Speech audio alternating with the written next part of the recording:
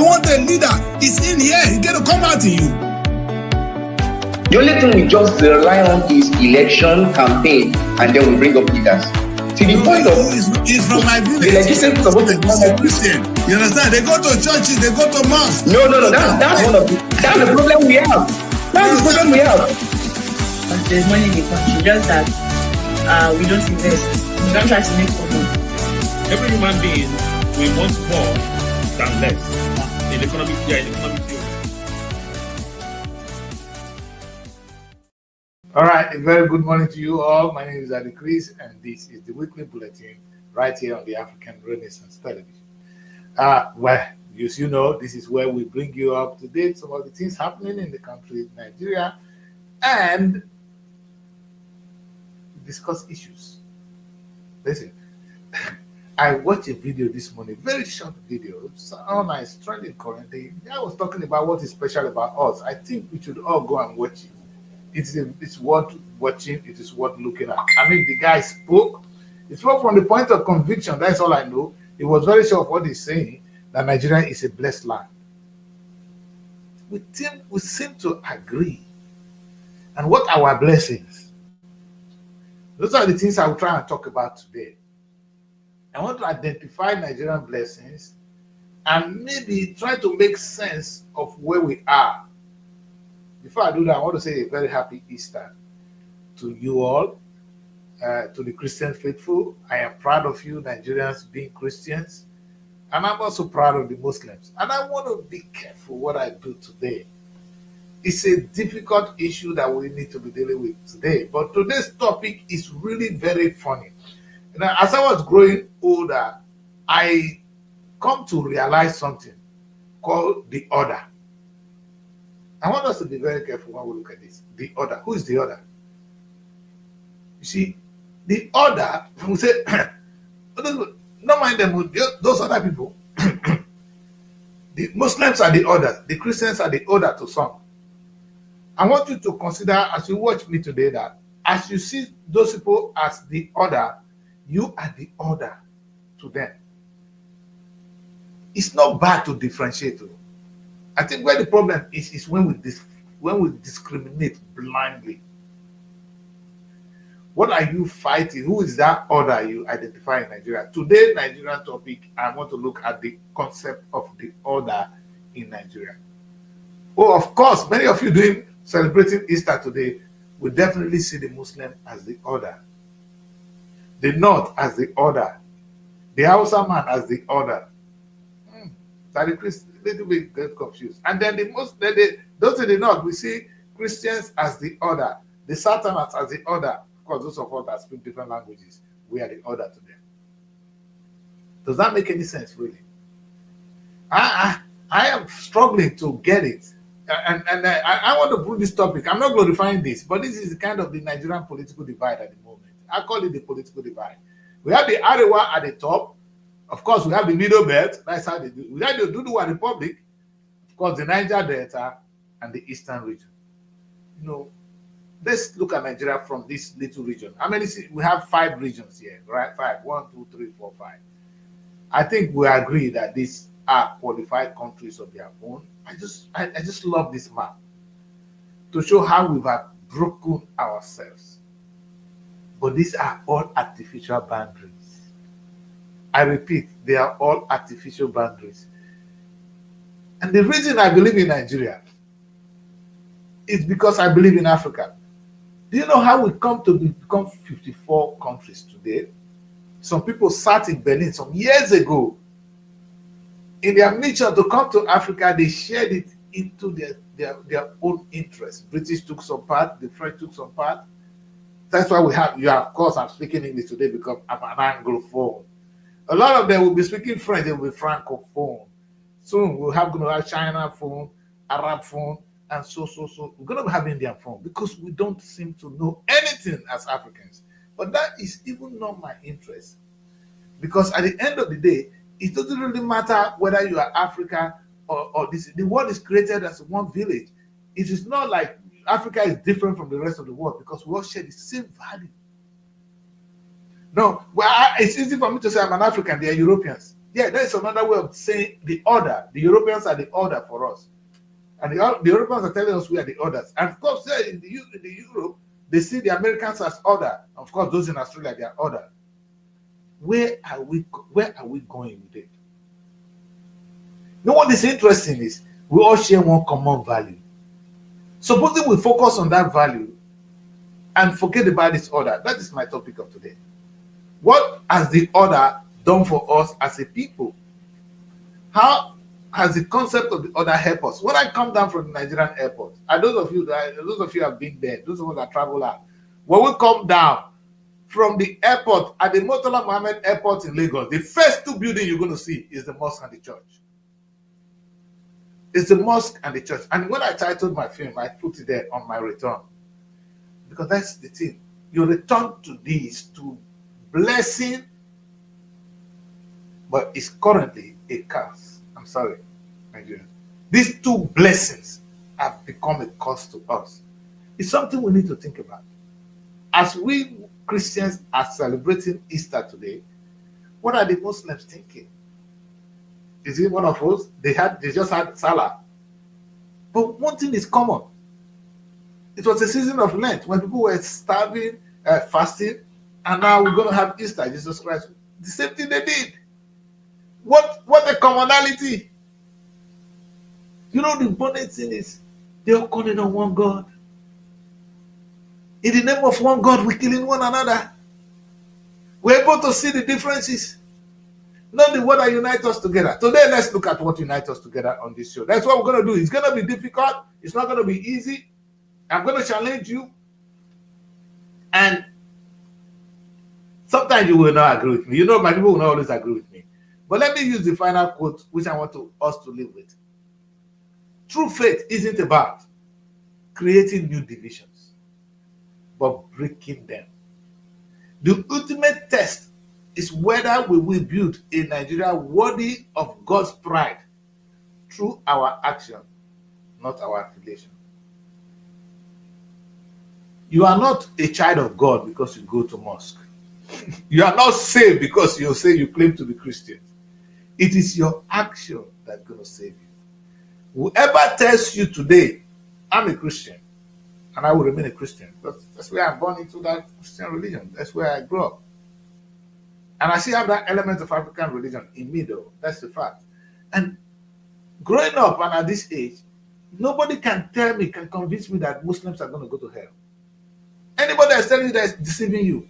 And you Muslims are there. If they tell you all the Christians are going to hell, you're a foolish person. Think. That's why I come up with the slogan, with the saying that had Jesus and Prophet Muhammad met on earth, they would have been friends. And then say that. And this is because of people like you who have turned this religion to yourself, to become your personal weapon of fighting one another. You know, and I can see if we really practice religion well, it gives you varieties. Look at the beauty of it. If I can't find comfort in Christianity, I will find comfort in Islam as a Nigerian. For those of us that want to marry 4 wives, you better know where to go. Embrace the one that suits you. You know, if it gives you variety, but at the end of the day, you are still talking to your God, your maker. If it's to the African traditional religion, you're still talking to your God, your maker. That's what that matters. Today, I won't dilute Easter celebration. Today is today for the Christians. But I really want to bring in this tolerance from the religious angle. Let me not go into religion. Let's go into our tribes. Divided Nigeria. The north and the south. How does that sound in your ear? The north and the south. The north and the south. Same people that live together, they intermarry. The next minute they say, they are from the south, they are from the north. Hello? Where's the sense in it? You are looking at me. Where's the sense? Because is the Hausa man not the same blood with you? Not the same thing? He shares the same values with you. He needs food on the table. Why is that Hausa and the Yoruba your interest? Why are you not talking of what can bring food on the table for both of you? You spend so much time forming the association. You now have the CAN Association of Nigeria, the Muslims have their own. And what I love is now, the Arewa have their own group, the Oduduwa have their own group, which on a good day would have been good. but it's only meant for political interests. It needs to be removed from Nigeria. The truth is, God is not going to judge you that you are an Arewa man, or judging you for because you are a Christian, or you're not going to have food because you are a Doduwa. Your Doduwa brother is the president now. What does that put food on the table for you? That's what we talk about. Let me tell you, food. It doesn't put food on the table. What puts on food on the table is your coming together to fight for the food. We can do it. We can save Nigeria. If we come together, we will not be killing one another today. Instead of asking politicians or how we can come together to feed the nation. Nigeria one time had the operation feed the nation. That's not your interest. No, your interest is how you're going to set up Arewa. I'm going to set up Yoduduwa so that we go and kill one another. We don't have food. The bottom line is at the end of the day, still there is no food. I'm going to bring my people Asaba men because they are stronger than me here. I want to have them. I want them to educate us on this show. Today is a difficult one. Hello, Asaba. A very happy Easter to you. When I see these two men, I am stable. You know, a very powerful and a great Easter to you people. I know they are very good Christians, so I'll be careful when I talk. I know Mr. Baka is very open, but when it comes to Christianity, sometimes I'm careful. We are past it at the past come on. But hey, a good morning to you, Mr. Baka, and Engineer Mashak. Happy Easter. Good morning to you. We hope London is great. Yes, we are a Christian nation, so we will celebrate Easter as well. We are on break at the moment, which is good.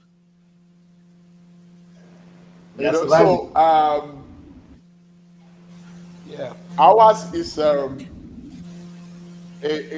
heterogeneous society, and what it means is that there are things that appear to divide us, but what that actually gives is to give us colorations of diversity. But even at that, we should be able to understand that should be a source of strength and should not be capitalized for weakness. Yes, whatever faith we profess, at the end of the day, shouldn't be used to divide us. Instead, it should be used to unite us. The same thing for our tongue, like it said, tongue and tribe may differ, but in brotherhood we stand. That was the old Nigerian Bible. Yes. That used to be the Nigerian anthem, So I think we changed to it now. We should be. We brought it back. That though tongue and tribe may appear to make us differ, but in brotherhood we should stand. And what is that brotherhood? The commonality of vision, the commonality of aspiration, and our desire to make ours a prosperous nation that is governed by the rule of law. So with that common vision, we should be able to go beyond the pettiness of the things that appear to divide us. Because come to think of it, if you look at the three major religions in this nation, Christianity, today we are celebrating Easter. The Muslims are just through with one of the Salah. Then, of course, there is the the traditional African traditional religion. But the question is, they are all united by the principles of honesty, the principles of integrity, the principles of trying to work hard in order. There's none of the faiths that preach that you wake up and you fold your hands and food will fall on your table. So there are principles that unite all the faiths together, and these principles are strong enough to unite us. But we have always had this issue of political leaders at some point. They will not want to highlight the principles because they see in it what will bring us together. They would rather want to blow up, highlight the what I call the pettiness. actually petty, you Yes. know, the ones that divide us. So they were from middle belt. The other person is from south. The other person is from the north. Meanwhile, we are all united by the economic forces of a greater percentage of the people in the country not having food on their table as we speak even now. So we should be united to see how we could be diligent enough, how we could unite forces in order to ensure that our nation is no longer referred to as the poverty capital of the world in the midst of all the resources that we have. That is enough challenge to bring us together, and we shouldn't allow ourselves to be put apart even in this circumstance. Then we should also see how our infrastructure could work better. We should also see how we can hand over a better organized nation to our children. We should also see how we could have the kind of leadership that should be a reference point even at the global stage. And so we should build bridges because there is beauty in heterogeneity. We must not, Nigeria is not the only nation that says, oh, it's because we are not homogeneous. We are not just one entity. Because even in families, with speaking the same language and located in the same place, there can be misunderstandings. There can be diversities of views. There can be difference in perspectives. But it behoves on such to come together and harmonize, because one, the family is united by the same force. There should be a vision, and you must drive towards that vision. There are goals to be accomplished. The family is somewhere today. You expect that in 5 years' time, where do you want to have this family? So there might be some of them in the diaspora, but we expect that one family WhatsApp group, they should be able to communicate. Our greatest problem in Nigeria is that the communication channels, the mode of communication is deceptive. Why is it deceptive? Because the man in the north will want to blow up, highlight the issue of Arewa, yes, and highlight the issues of religion, because he wants the people in the southeast to believe that they are different, and all he wants to create is a kind of political hegemony for himself. He wants a political space, and he wants people in his area to see the other people as not being Nigerian. This on its own is dangerous, but it didn't start today. The first major hiccup we have in our political development rather was in 1966, the January coup, that first coup that came up, and of course it was labeled Igbo coup. You understand? Babangida had to remind us in the book he launched recently about his journey in service that it was not an Igbo coup. You understand? And in that same year, I think in June, there was a counter coup. And from then, our major institutions, including the military, have become ethnicized, have become tribalized. The Nigerian military recently is crying that they are not getting people to recruit from the southeast of the nation. And they are finding it a big task to do a marketing. How do you now sell the Nigerian army, so-called, to a young man in the southeast, when some of them say even at their service point they go all out there to quell the Boko Haram uprising in the north, and they are able to get about 200 of them, got them disarmed, 2 weeks after, they are seen as repented Boko Haram people, and they are even integrated into the army. So some part of the army sees that as what? As frustrating.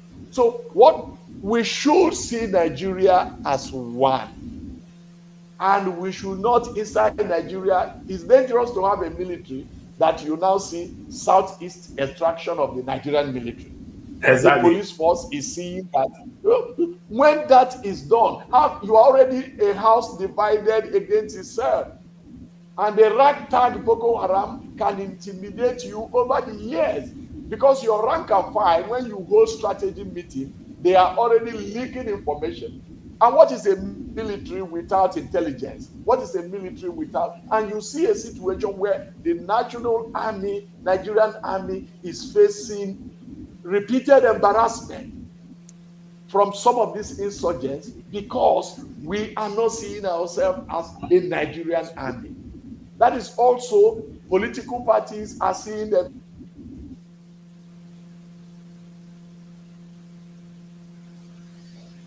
as extraction from South is flawed because the best of us cannot come out. You know, there is a piece in one of the newspapers today about the frustration of Peter Obi, who haven't visited Plateau State and commiserated with people in the IDP and donated to the nursing school there and all that in a time like this. Meanwhile, the president of the country is nowhere to be found, and he was on his way to Benue State. This he had been doing, and he needed to reach out to these people and to preach one Nigeria to them. But the governor of Benue State had to make a public, a press release that he cannot guarantee the safety of Peter Obi coming to Benue State on express permission, because that was what his political godfathers had asked him to do.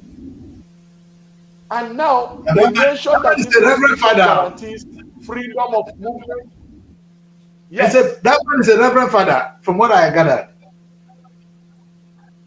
He is supposed to be one, but beyond the cassock,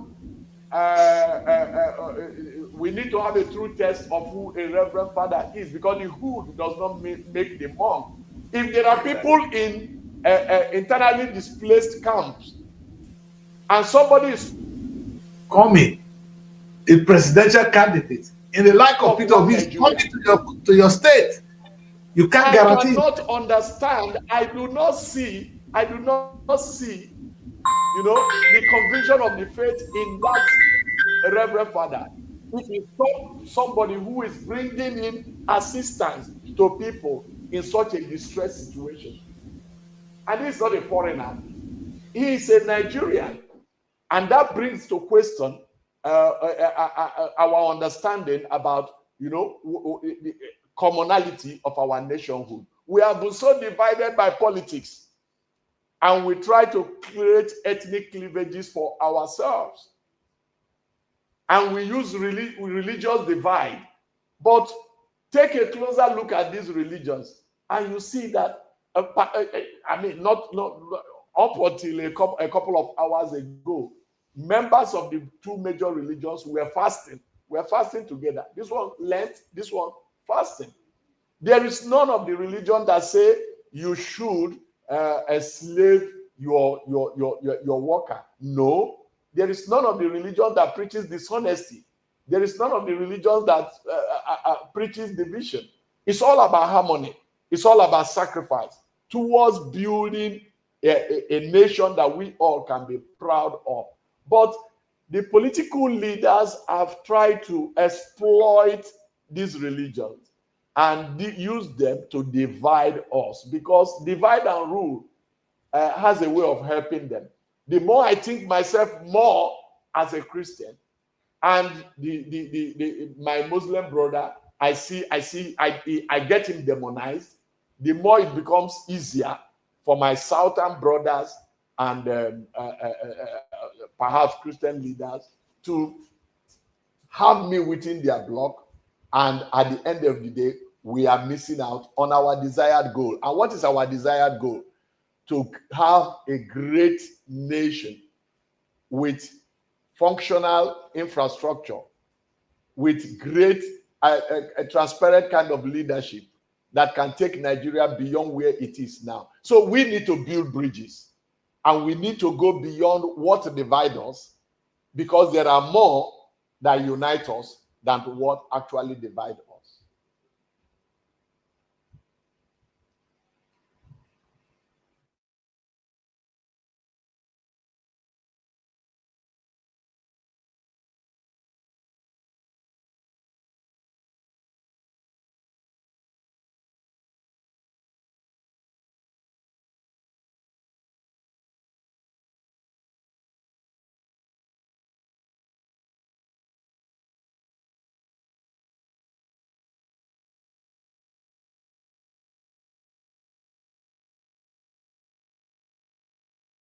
Yes, but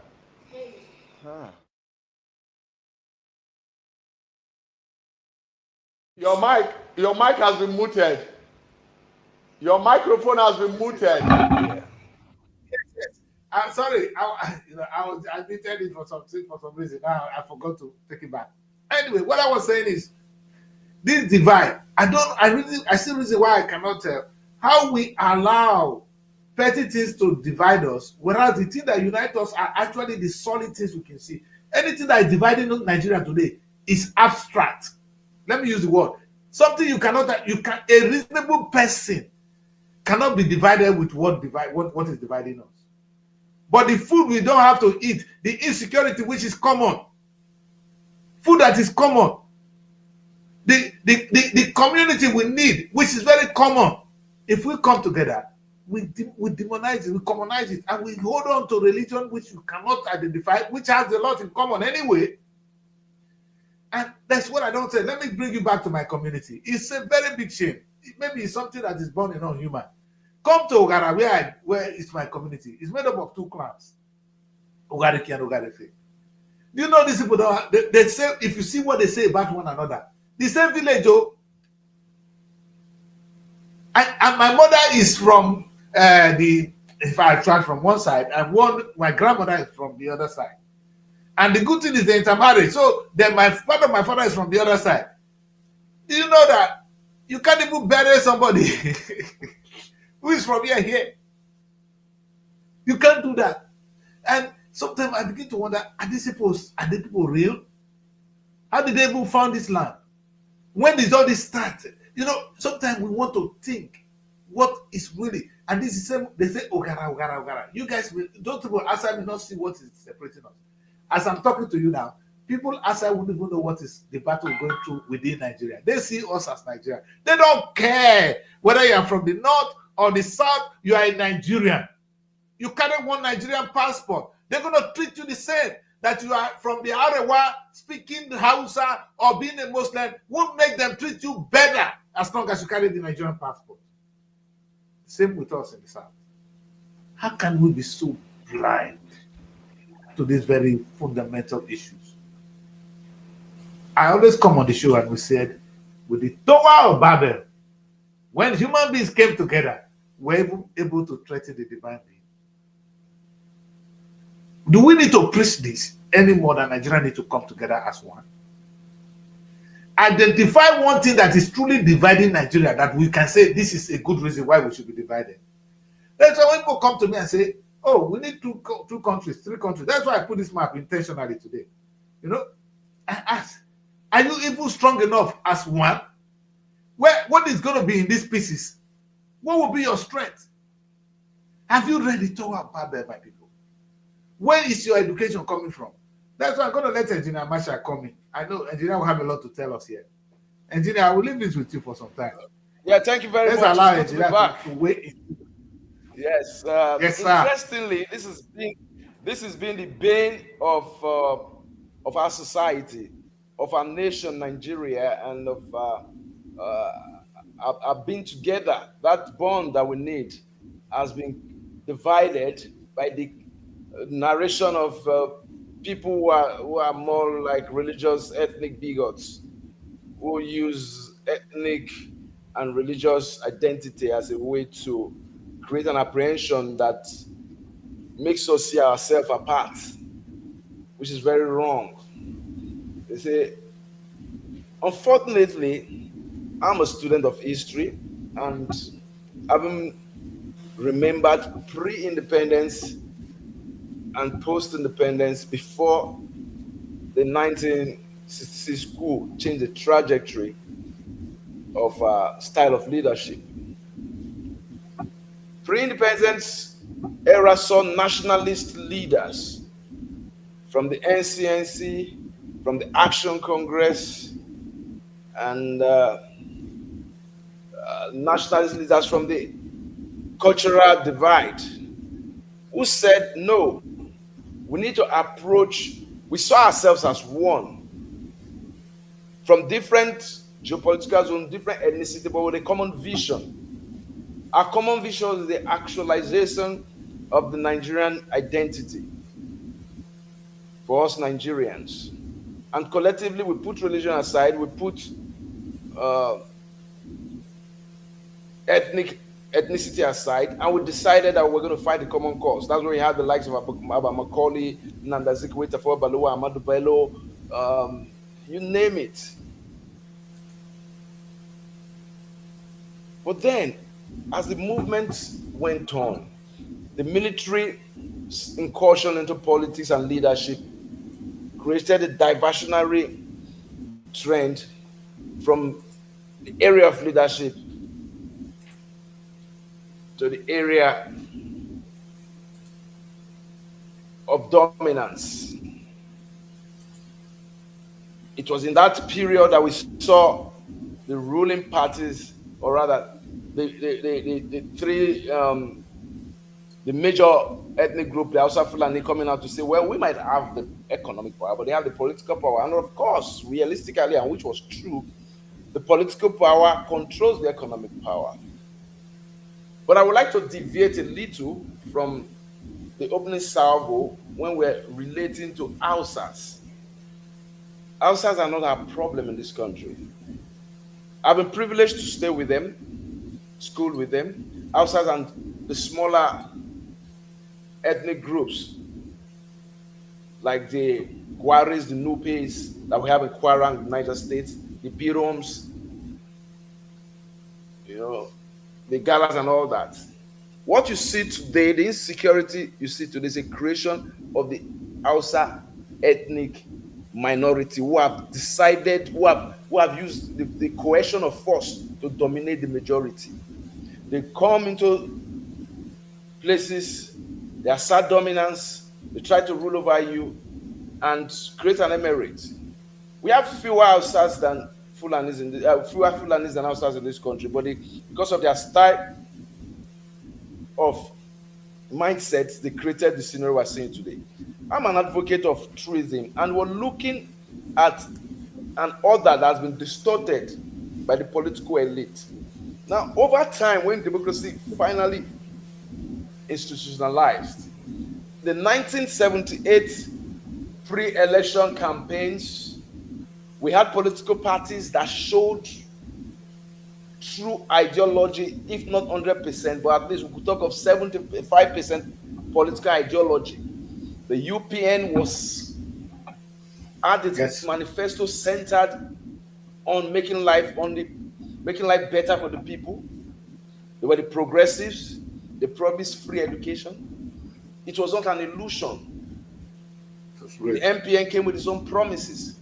We had the PROP by Tunji Braithwaite, and we have the Great Nigerian People's Party. Then we have the MPP, headed by Nanda Azikiwe, GMPP by this man from Gongola State. I can't remember now. But they had political ideology.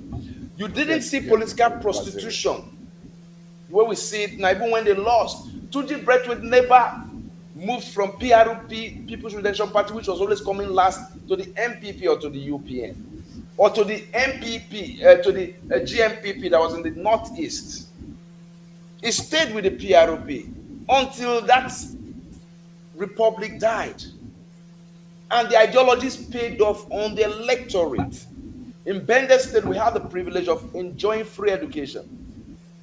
And like we have in most of the Southwest and all other UPM states, it was not just restrictive. It was a political statement of campaign manifesto that must be made available to the people, and they did it well. We had meals. We had meals. That was during the UPM regime. Well, all that has been thrown to the dogs.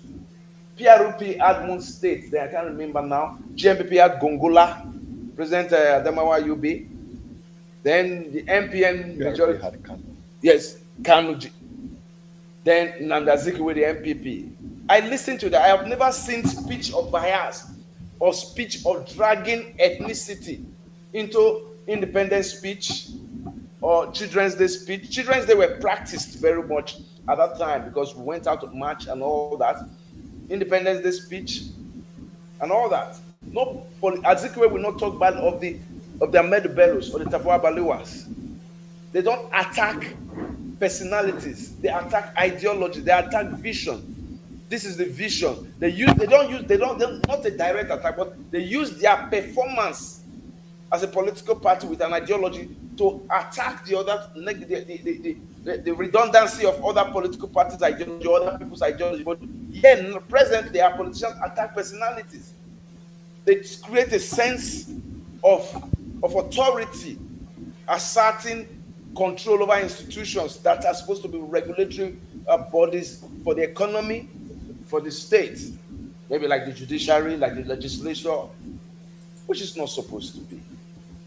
There must be order for efficient leadership, and that is the craving of our people.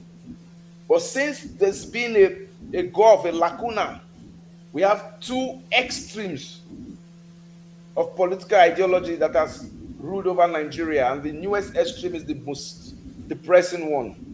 The first republic was a republic, even the second republic was a republic that showed capacity or desire for wanting to excel. But this present republic and the way in those days, finally, before I round up, the National Assembly was feared by the executive. But now, the executive is in control of the National Assembly. So how can the judiciary was independent between 1979 and at least marginally independent. But now they are totally under the control of another arm of government. How can we have transparency and true governance? I think that trajectory was adequately expressed in and espoused in Achebe's. Somebody would say that was his magnus opus. Achebe's magnus opus, his greatest, one of his greatest works, talking about there was a country. Yeah, there was a country. Yeah. And there was a country. Some persons felt that he was talking about Biafra as a country. No. He lamented about there was a Nigerian nation that they taught. You are a product of a federal government college. Yes, I am. My children attended these military academies they call command secondary schools. They are the same level. And they had lecturers from the north, even in Mbiri here, in Delta State. And that was how they had that foundation of that anybody from any part of. So Achebe lamented the fact that there was a country where your merit could make you to become, I think he was the managing director of the Nigerian Broadcast Corporation then in Lagos. And nobody bothered to know where was he from. There was a country where the late Asaba of Asaba could be a professor of medicine in College of that's UI. There was a country where your competence and what you had to bring to the table was what was needed for you to rise in your chosen career. There was a country where it didn't need to matter what tribe you were and whatever you were speaking. You know, because those are, for goodness sake, a matter of accident of a birth. Today you had an all night. You came to this program from an all night. And that's why you can see I was. Yeah, you came to this program from an all night. Yes. If your parents were Muslims and you were born under that culture, there is a higher possibility that you would have been a Muslim. Of course, definitely. You understand? And that doesn't in any way reduce or add from who you are. But we have a common vision. How can Nigeria run better than it is doing now? That is the vision. We have problems of insecurity, both including food insecurity. What are you bringing to the table? What solution do you have? It now becomes a real issue. If you have a solution to the problem of Nigeria, like the power problem now, and we say, oh, it's coming from somebody in Zamfara, so Nigeria doesn't need it. Exactly. I can only assume my own. If we have a power problem that has crippled our economy, and the solution is coming from somebody from Unizik in Oka, and that can solve the Nigerian problem, why will we sit on that problem? Because he is, that reminds us of Biafra. Then we have not recovered from the civil war. We have not recovered from the civil war, and we still have problems. We still have issues. We must identify our problems as a nation. And what should bother us should be, who has solution to this problem? We have leadership issues. We have infrastructural issues. We have issues even in mosques and in churches where you need a closed circuit camera when people are counting money. Yes, because if that is they don't trust them anymore. Somebody would take some of the dollar donation and put in his stockings in church, exactly. and put in his, before they start counting the money, you must remove your suit, you know, so that you do not hide some in there. Oh my God! We have a problem of lack of transparency. We are not transparent as a people. In the mosque, we are not. And in the churches, it's even worse. There is a service group within a church in Delta here where people serve them in their unit for 2 years. And at the end of the service, they are saying, let him come and give us account. Otherwise, we are taking him to EFCC. So even within the service church, you know, so what all the sermons they have been hearing, none has made them to be accountable. Leadership without accountability is a tragedy.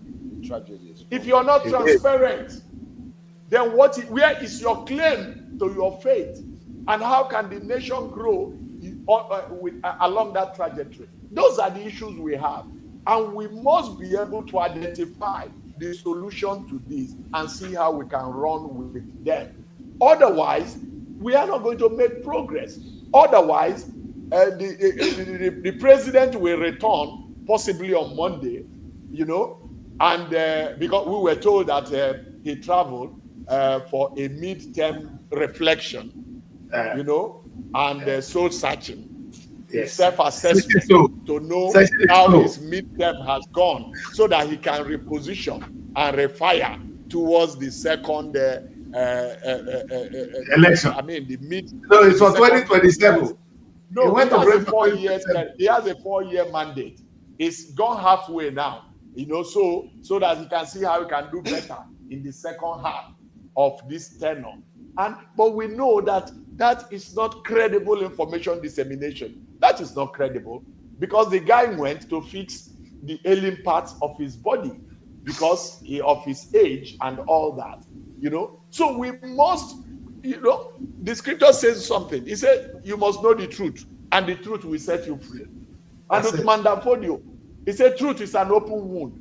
Conscience, rather, is an open wound. Only truth can heal it. So we must identify the truth. Nigeria has gotten it wrong. And if we continue like this, we will be deceiving ourselves. But we need to get it right. And to get it right, we must play up those things that divide us. I mean, those things that unite us. We must de-emphasize minimize those things that divide us. So The economy is a big issue. yes, Security is a big issue. true, Our education is a big issue. true. The fact that we are playing up certificates that are not backed by technical knowledge is a big issue. These are the issues we should be able to seek solutions to. And what I love about this is, you see, the things that separate us right now does not solve a single human problem. I am sincerely sorry. You see, you're going to church, you're going to mosque, ain't putting food on the table. It doesn't mean that when you carry Nigerian passport, it's going to identify you as a Muslim, so they're going to treat you better. No. It doesn't fix our education problem. You're sending your children abroad to study. Muslim Christians are doing it. Muslim Christians are going abroad for treatment. They're not getting treated in Nigeria. That is the thing that unites us. But we don't talk about it. And we talk about things that doesn't divide us. You see, the funny thing is those things don't even divide us. Let me put it this way. Let's look at Jesus and Prophet Muhammad. What were they saying? They were preaching one thing called love. If we want to listen to them, there's no portion of the Quran or the Bible that will encourage you to go and kill. Not in the Quran, not in the Bible. But you didn't look at that. You didn't divide. No, he's a Muslim, I hate him. He's a Christian, I hate him. He's not one of us. That's why I bring to this topic the order. The only thing that unites people together seems to be our common hatred for the other. Let me repeat that. What unites people together is the common hatred for the other. You see, the only thing that unites Muslims is when they come together, they don't mind them, but they are Christians, so they become brothers. Because of that hatred for Christianity, which is the blind thing about life. You forgot the rudiment of your faith, which is what Jesus Christ told you, to love your neighbor as yourself. And look at the way Jesus Christ was picking his disciples. He didn't pick only the righteous, he picked everybody to form his own disciples. What are you guys doing? Is it Jesus you are following? Or you have your own version of Christianity? Hey, for those of you Muslims, is it what Muhammad said that you are doing? Or is your own version of it? I'm confused.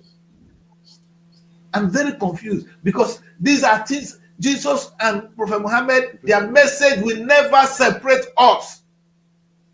That message actually unites us.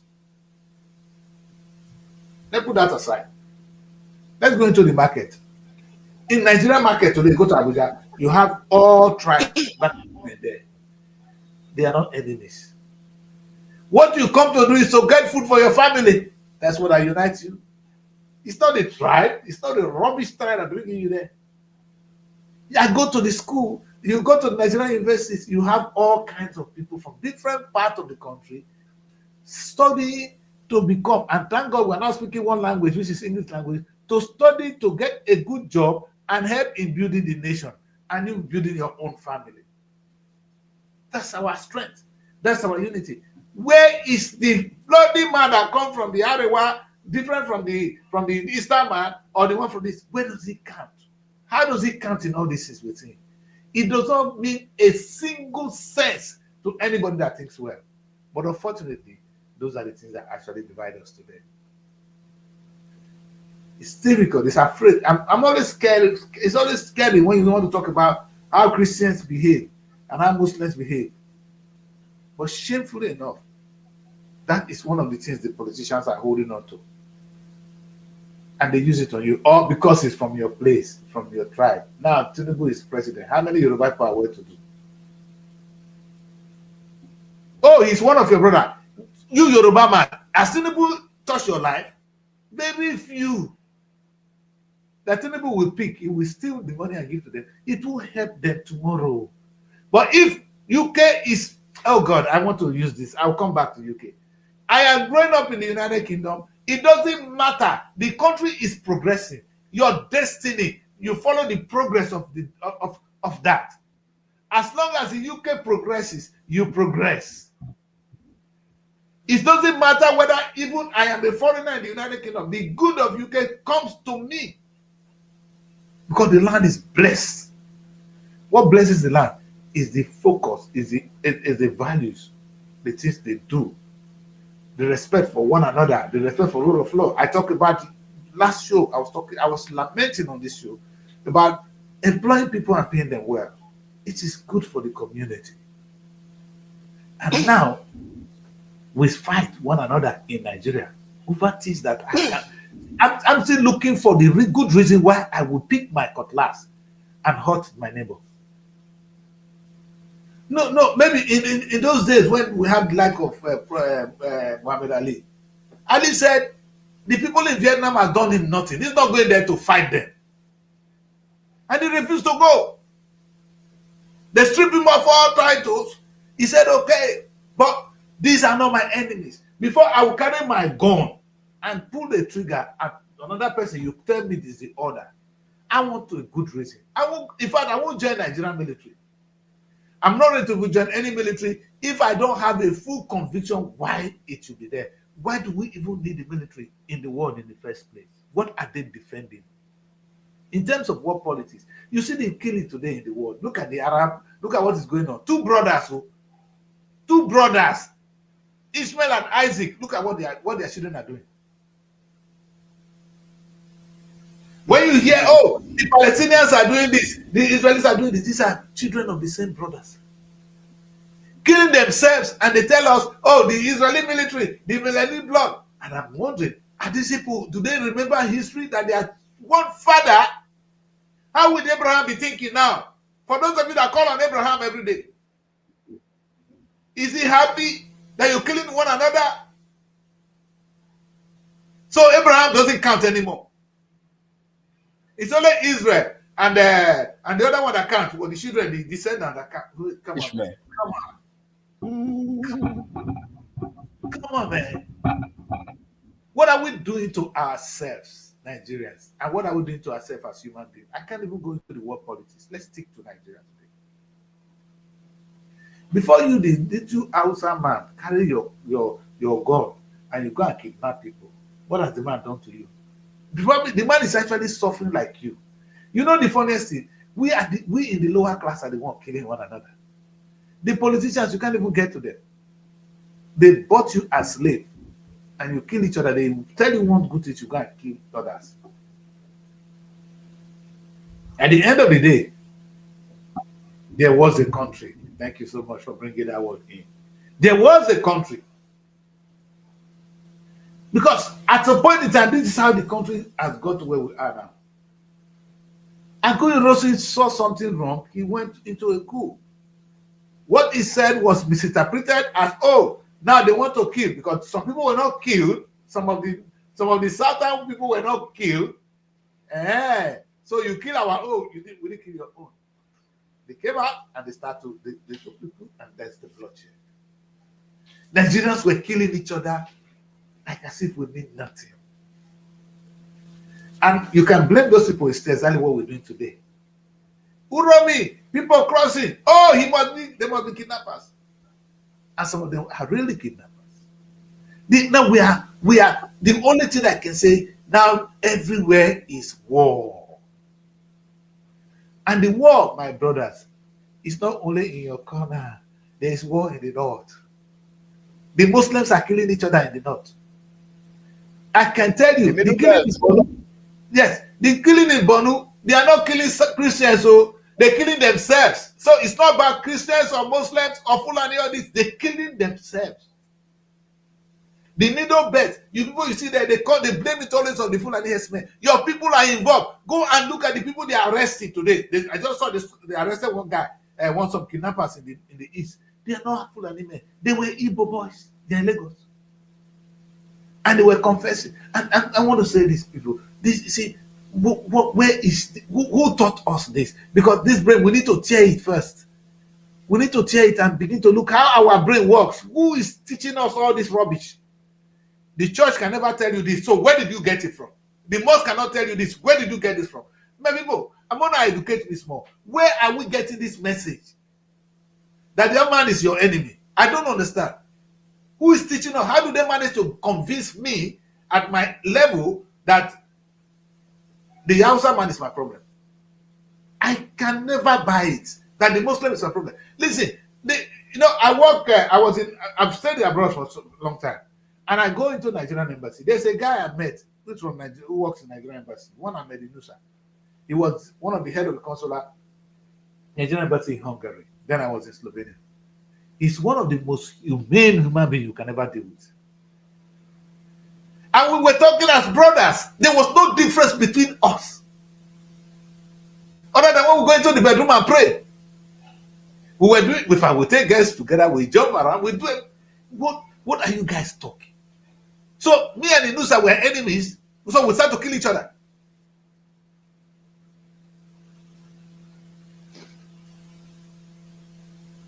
They're stupid. In fact, we can blame the politician, there's stupidity on your part. You that buy that story, you are actually the most stupid person I've seen. If somebody tell you because I'm a Christian today that the other Muslims are this or that, you are stupid. And for those pastors that will come out now in this blessing season to preach rubbish to your congregation, you are the cause of the Nigerian problem because these people believe in you. They come to your church and you tell them that the problem is the Hausa man, is the Muslim.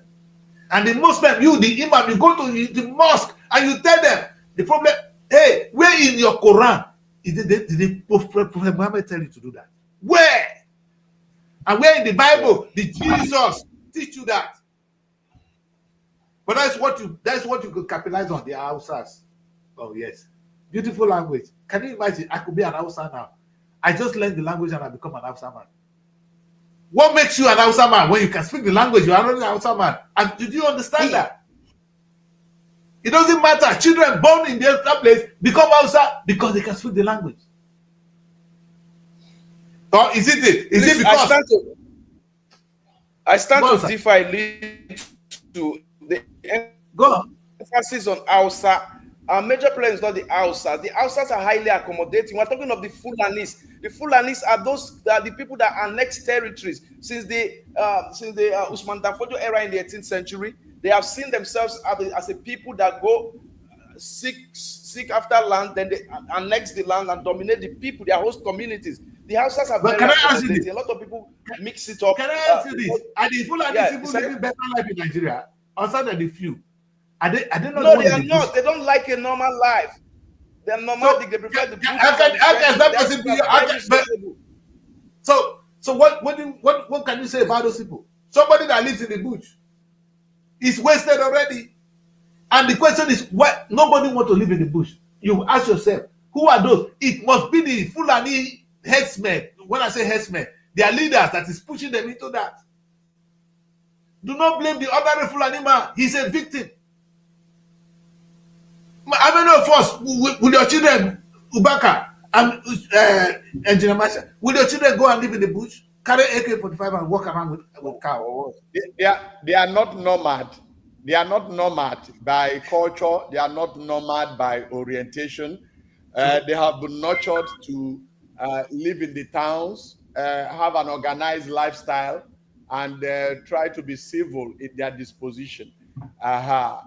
Yes, we involve in agriculture, crop agriculture, but there now comes a clash when our established means of livelihood and culture is being threatened by a people who are said to be annexers of forests and who believes in violence, and now they wear arms, and sometimes they get into territories, take over people's farms, use it to feed their own cows and all that. So you see a clash. But that's a very small issue, my brother. But don't you think that's a very small issue? Because what I would do, there's a security issue. You need these people. Listen, we obey the law in the United Kingdom, not because we want to, but because if you disobey the law, you're going to get a treatment. Let me repeat. You obey the law in the UK. If you don't, you get a treatment. Any society where there is no rule of law, that's what you get. People with little arm will oppress those who are not armed. And that's not something we should be laughing about. That's a security issue. That's what the government, the essence of government is to protect lives and property. It's not the fault of the Fulani man. Hold your government accountable for not providing the excess. President Tinubu, the number one reason we have a government is to protect lives and properties. Senate President, the number one reason we have you is to protect our lives and properties. By the time that is not in place, I ain't blaming the man who is taking advantage of it. I blame you for not doing what you're supposed to do. Let out of the place. Let those who know what to do it. No, I listen to Nigerian leaders these days. I have been watching, and I heard them now saying, I heard a member of House Assembly saying exactly what I've said now, that the essence of government is protection of lives and properties. And so they know that. The essence, number one reason why we have a governor in Delta State is to protect our lives and our properties. If that is not in place, don't blame the man. Listen. Engineer Majak, I was listening. There's no excuse why our lives and properties are not protected. No excuse. No excuse. So we're not going to blame. People will always misbehave. I don't understand. People will always, in the UK, you see people raping women, doing things because they take advantage. The only reason you can't do it is if you are caught, you go to prison. The system must be in place, must be tough on crime. Those are criminals. Those are petty criminals. They're going to the farm to take things that don't belong to them. They are criminals. They should be treated as criminals. It's a criminal offense. There's a place for them. That's not a problem. That's not even the true problem we have in Nigeria. I think our problem is fundamental. Believing that the next person is your enemy. It's your enemy. The man is your friend. It's your enemy. The question that you keep asking is the major problem. Yes, religion. It's not religion. A major problem. It's not religion. Because the religion. The major problem that we're faced with. Yes, go on, sir. And I think the North is more affected with this problem. It's education. Right. Thank you. Ignorance. Thank you. The reality on ground is that education has come to become very vital, very, very vital tool in the actualization of a Nigeria of our dreams. That's it. Especially those of northern extraction. I blame wholeheartedly politicians of northern extraction who have refused to educate their people. Improve the education. That's it. Pardon? That's it. They refuse to educate the people. You understand? They refuse to educate to improve the capacity of their people. Now, can I tell this, Boba? No, Majak, can I ask you this? I was talking to a guy from Jamaica, and I said to the guy, I was in this church, and the guy was preaching. He said we should drop 1,700 pounds. I only have less 700 pounds in my account. I would have dropped it. You know what the guy said to me? He said, Chris, there's nothing that guy is going to say that's going to make me drop my money. But I know those of you there now, the pastor will preach. As educated as you are, you will drop money. Even when you know the man is a village fool. You know. And there's a Bible portion of the Bible you will read to convince me. I'm talking to you now in this house. That is how much it is a threat to our society. The religion, the people manipulating religion, they are the biggest threats to us, to the nation. And we are so good to have the can. This one, they have this association, very good association. Those are political arms of religion. Thank you. They're not doing their job. And I'm wondering, my guy, I'm wondering, when the pastor preaches, when it is the time for offering, the energy in the house is always different. They find put music. So as you are dancing, the money they come out. I beg you. I mean, leave me alone. Listen, we have a problem. And the education is not even for those who didn't go to school alone. We have refused to accept the fact that instead of us to go, Peter Obi said something, and we almost killed it. Instead of going to all night, every Friday night vigil, we should use that time to go and farm. You go and pray for money till from night, midnight in morning. What are you asking from God? More than no verse. What are you asking? God, I know. I talk to God in 2 minutes. God don't listen to me. Do I need to disturb God till morning? What are you asking from God from that time till morning? That you don't. I mean, man, not talk. Man, let me close my dirty mouth. What we are saying here is serious. Educated people. I'm not talking of those that didn't go to school. You're talking of those that didn't go to school. No, let's talk about those of us who are educated. That's where I was going to. That's where I was going to. Go on, sir. So let me let you learn. Let me let you learn. You see, yes, we're looking at. I listened to the response of the Arewa youth to a certain social media blogger on what he talked about the Sultan, and I didn't see anything wrong. It was just an advice. But the Arewa youth leader spoke out of the perspective of ignorance. When I entered into the comment section, and that was what brought some of the narration I'm giving today. Our politicians and our leaders, especially in the north, have failed their people. The biggest problem with insecurity is education, information, knowledge. That's it. These people are stereotyped. They are not informed. They are not educated. They are allowed to be uninformed and remain uneducated so that they can remain gullible to the political elite for manipulation. A weapon. They just tell them they act like zombies. They don't think. Now look at the different extremes. When we started, the different faiths, some they react by an action that is seen to be a sin in the other religion. Yes. How can you say you kill somebody to achieve a purpose that there's a blasphemous act and you need to kill? Meanwhile, the same scripture you're acting will say, "Thou shalt not kill." The other faith does not see killing. It looks at the institutions of the world leadership. Can we correct that? Can we correct that? Can we correct that, my brothers? Can we correct that? I can bet you that if you read the Quran on your own, there will be no place in the Quran which says go and kill. There is no place. There is no reasonable Muslim, a reasonable Muslim that will kill in the name of because you said something about prophet. No, they will not. You see, they will allow you to differ and educate you. You see, there may be differences, but a true Muslim that understands, an educated Muslim that have read the Quran on his own won't do that. It's not like me. You won't tell me to do something because I'm a Christian. I won't do it. There are some churches I will go. If the man is talking rubbish, you know what I do? I'll carry my Bible and I walk through his front and leave. Where I'm telling you, I'm leaving you. That you are there doesn't give you the authority to speak rock from your mouth, because the Bible is, Martin Luther has done it. It's giving us the Bible to read. Please read your Quran and tell me where the Quran allow you to kill other people.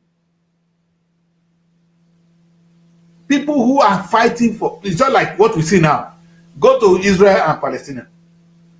Israelis are, where is Israel defense for killing? Or where is the Palestinian defense for killing? They're going to quote their own Bible, their own Quran, as it suits them, not the general one. Whoever is doing what is not right in the name of religion is not reading from the Quran, it's not reading from the Bible. And don't forget to, you can read one portion of the Bible and it will suit you. People die as martyrs in the Bible. All the disciples of Jesus Christ, we were all killed. None of them. All the 12 disciples, they were killed. Not only Jesus that was killed. They killed them in the course of preaching the gospel. But we don't preach martyrs. We don't say you can kill. And when you die, you go to heaven. Or you have 21 women waiting for you. These are misinformed religion. These are people who just want to preach people. They want to get them to go and do some evil. They teach them what to do. If I don't tell you that if you die, there's a reward for you in heaven, will you go and die? So there's a different religion there. It's not the true, at least there's a difference between the Quran and what they're preaching when they want to go to war. It's a different religion they're preaching. So I won't be blaming the entire Muslim community for that. The same way, if you see what our pastors are doing too, The only thing that annoyed Jesus, the only time Jesus Christ was angry was when he got and they were using the house of God to trade, to do business. He scattered it. Man was angry. Today, I can't even talk about it in Nigeria. You see the men of God, they call so-called men of God. What they do, the church is a tool for making money. No, we see it. Have you seen their cars? Where's your home? Where's your car? When you see the men of God, look at you see the helicopters. I dare to say, in fact, I don't, listen, we're all going to die, man. You either say it now, because my children, I don't want them to see this. I don't want them to see one man, a man of God, who will rape them, who take advantage of them. If you go, the Bible says, give to the poor. I'm wondering why the churches are not even doing their own part. You collect money from these people, you don't give it back to them. The money you collect is making you and your family rich. You tell them their reward is in heaven. What's the difference between that man? That man that tell them if you die, you have 21 virgins. What's the difference? Your reward is in heaven. Your reward is not here on earth, oh, the Christians and the Muslims. Your reward is not here. Your reward is in heaven. We are all doing the same thing. The Muslims and the Christians are doing exactly the same thing. Israel, when I said, no, we won't follow this idiot, they misbehave. Well, go and kill them. For what? What are you killing them for? What are you going to achieve for killing them? If there's a way to block them, I don't know why the world did not even come together and make a decision on between Israel. The world should make a decision. Today, they see killing one another. We are watching. We have excuse. Those of us that want to support Israel will support. Those that support Palestine will support. In the same world we're living in. The same children of the same father. Where is that man now? Is he happy? His name is Abraham. The father of all faith. Where is he? Is he happy? What a world we created. This is not the creation of Abraham. This is not the creation of God. This is the creation of man. And it trickles down to what we see today. I know the thing is, I know the little thing you're going to tell me is about what the Muslims have done. I can identify where the Christians are doing it. And we went back to the issue of slave trade. Like I reminded us, the Arab were the first to come to take us as slaves. The Christians came in the name of religion to take us as slaves. The first ship that took us from Africa was Jesus. That's the title of the ship. Are they talking about the same Jesus, or they're using Jesus as an instrument to exploit us? And now you're going to blame Jesus for that? I ain't blaming Prophet Muhammad for that. Blame the politicians or those greedy businessmen who uses the name of religion to exploit. Those are the people, and they talk about them. Jesus Christ even said in the last days, there will be many Jesus. The performance of some of our churches, they are even more than what Jesus did. You take a helicopter, your plane, go up. You say, God talk to you. They film us. And we are watching, we are laughing. It's mockery of religion. It's mockery of Christianity. For that idiot to go up there and say, God, talk to me, your servant is listening. Now, don't watch out. Now, what did they do? Can there be any mockery more than that? Let's go on a break. When we come back, we're going to review newspaper. Let's not even go into that, because it's going to be too bad. If we follow that, we'll go too far. Sometimes we all really need to wake up and save that country. You know what's so painful? I carry Nigerian passport every day. Doesn't matter whether I'm an Hausa man, whether I'm a Christian or a Muslim. My robe will not save me. You're Nigerian, you're Nigerian. That identity judges you. There's no food, there's no food. When I go home, I'm scared. I could be kidnapped. They don't care whether the people kidnapping you, they don't care. They're looking for money. They don't care whether you're Muslim or Christians. It's the same your brothers and sisters speaking the same robo that will kidnap you when there is hunger in the land. Let us deal with it for what it is. Looking for excuse. We're not going to escape, because the trouble that is going on now is visiting everybody. Now, the rich men are not at peace. They can't even send their children to school. One, there's security problem. One, there's no good school. So you send the child abroad.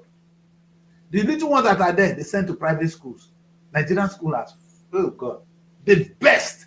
When you get to Uniben, you get to these universities, they are the best. If UK have that structure for a university, they will be celebrating. Come to our university here. There are small places. They don't have that big village that you have in the name of a university. Nigerian university is a village. They are villages, I mean. And you know what you can do in a village? You can farm. You can do anything there. They go to bed hungry. UK university is making money. We need to wake up. Our problem is simple. Until we agree and we identify and we decide to deal with it and throw the rubbish they taught us aside. I know it's going to be difficult to decolonize Africa. But Mali said it's the mental slavery that is left. And that is the hard part. I'm talking about even the professors. They're still suffering from mental slavery.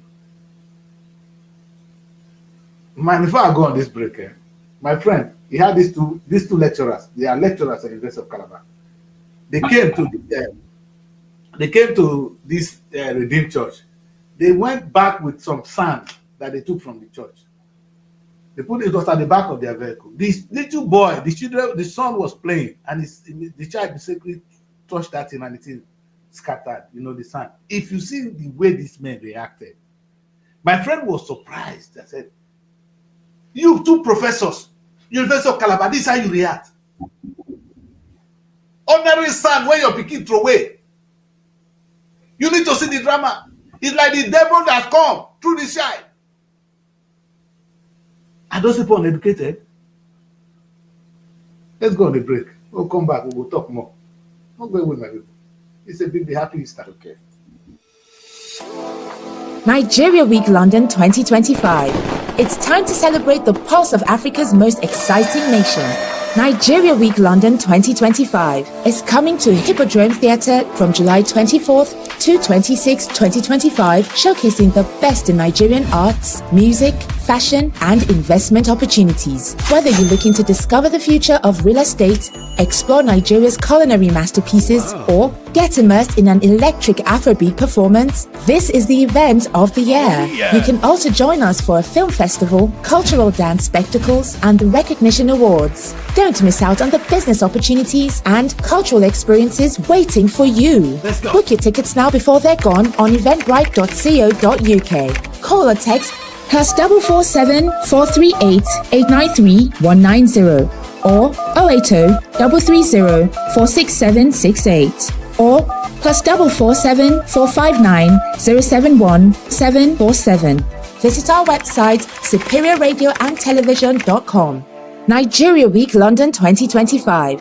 Nigeria Week London 2025, celebrating the best of Nigeria, is partnered with Civil Society, scaling up nutrition in Nigeria.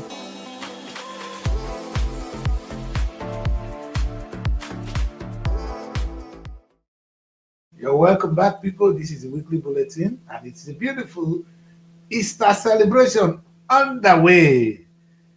Today is Saturday. On Monday, Jesus will rise from the dead, and it's a day to celebrate.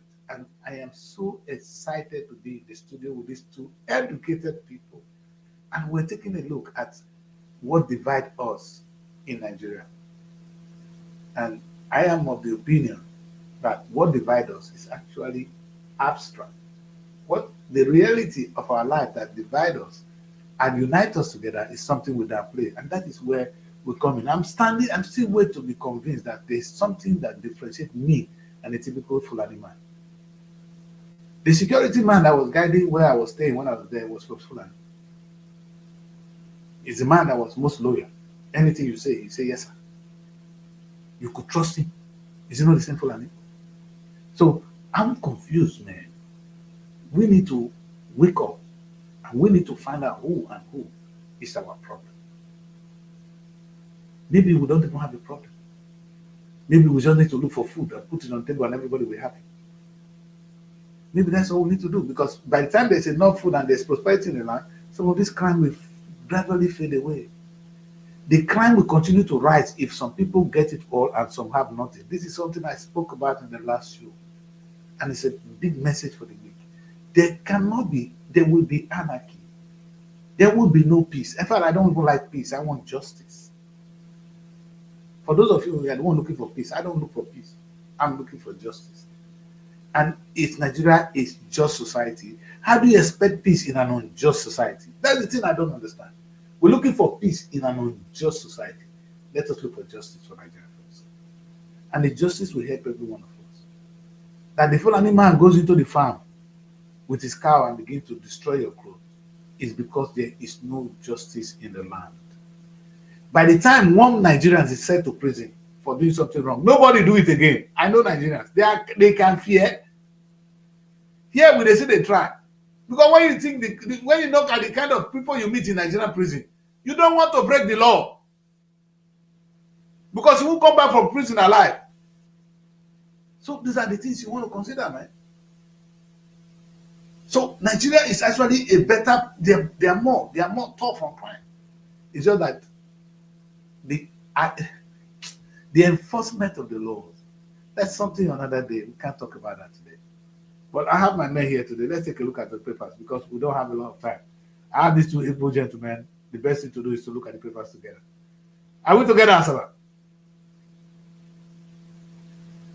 Yes, actually, I'm sure Asaba is with us. I'm sure, Asaba, you guys are with us. Let me hear your voice. That's how the pastors will say it. I wanted us to talk. Oh. Can you hear me, Asaba? Yes, we are. We're here. Oh, very good. Very good. Yes, Ubaka will control the newspaper review. Why this old man will take a little cue with you. So I'll leave the newspaper review with Ubaka to take fully charge. Mary is not on the floor. I'm starting with Punch. Punch. We have the lead story in Punch, how CBS promoters use EFCC CAC certificates to deceive 600,000 investors. Government clearance certificate convinced us, an investor. Top Nigerians lose money as greed fuels property sales. That's the major story in a Punch, talking about the Ponzi scheme and how people saw the CAC certificates and certificates purportedly from EFCC and felt that it was a credible platform and began to invest. And at the end of the day, they lost money in trillions. So that's the major story in Punch. But outside Punch, we have an American there who is saying why I may relocate to Nigeria. American salesman that is married to a Cross River woman. So he is saying that from all indication, he will soon relocate to Nigeria fully. Then we also have a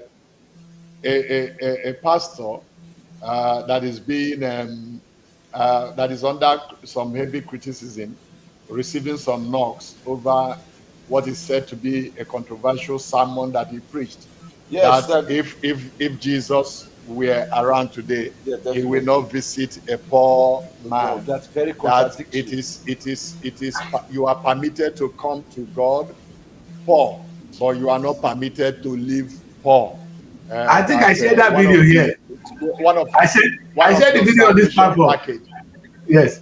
Yeah, I shared the video on this platform. One of your packages in salvation is that you should be able to overcome poverty. That Jesus is not comfortable with poor people. What's your reaction to that, engineer? I think let's just see the video together. Let's see the video together first. Let the audience see the video together. Will baffle you. Okay. Jesus never visited any poor person in the house. Read your Bible. That means he hates poverty. Check. He visited Lazarus. They were not poor. They were giving him food. He visited a sinner called Zacchaeus, who was rich. Tell me one poor man Jesus entered his house. He hates poverty. That's the meaning. He hates people who are poor. He wants to bring you. He died for you not to be poor. So how can you now come into a church, have that kind of mentality? You can come poor, but you're not permitted to remain poor. Nothing wrong you coming to Christ as a poor man, but it's wrong for you to remain what? It is wrong. In Jesus' name. These are the same people that preaches for us. This one is not a Muslim. It's not a Fulani man. He's a Christian. See what I'm saying, my brother? A Christian come out and say this. We were asking Nigerian Mashak. Mashak, what's your take on this one?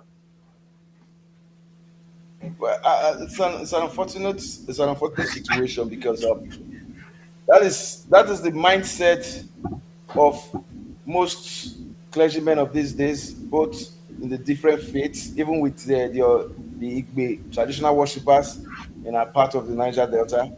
They use manipulation as a tool for gullible minds. They create fear in your mind and they make you very gullible, because how can somebody come and tow along that line and you take it hook, line and sinker? I expect that religion, in as much as it's elaborate, should be independently assessed. That's the only way you can have a true value. If you have someone present your opinion, it becomes very, very difficult, because the person will be representing an opinion he wants you to have. And that is why you see that I've always craved for education. That is why people are easily manipulated. A lot of these ethnic and religious fightings in the north and in the south are carried out by people that are available for manipulation, people that are undereducated, people that are even the educated ones, the one that go to school. The question is, how do you define an educated Nigerian? That's why they fall into those people, that category that are manipulated. You can be educated and not be informed. Engineer, let me put an additional perspective. Please do, sir. Okay. I understand your passion. I understand how you hate people being gullible and all that. But I also understand that it is very dangerous for us to pick a portion of a sermon and use that to judge the entirety of that message. The context of that message could be lost to the sensationalism of the media. The media wants to sell. That's true. No, I can't produce a newspaper and tell my investors that it is not selling. I must be creative enough to make it sell. And I should use the men of God to make it sell. So I can extrapolate and take what he has said, and that is what is called yellow journalism. I ain't saying this is out of context. But the guy was the guy was very, very emphatic on this one. I want to learn. Okay. No, I want to learn. There is nothing wrong in a pastor preaching to people he is pastoring on the need to reprogram their mindset. Yes, there must always be the poor in the society, but will it be among your congregation that they will have the poor people? So you are permitted to come to him poor, but you are not permitted to live poor. You must change your trajectory.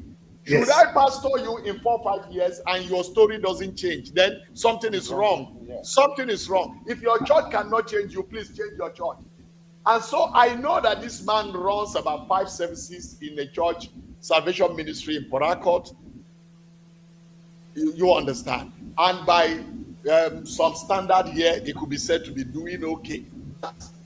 There is an extrapolation of that portion of his message, and it has been used to achieve an end in the standard practice of the media, especially here in Nigeria, that he is a prosperity preacher. What means he's telling people, be desperate. There is danger in go and do whatever you can. If it is Yahoo, do anything and get money. You know, but have we listened to the sermon in its entirety? Okay. That he teaches you the power to make wealth, and that if you are now in line with what God is saying in your life, and you understand His plan and purpose for your life, then you can walk out of poverty by being diligent, by being trusted.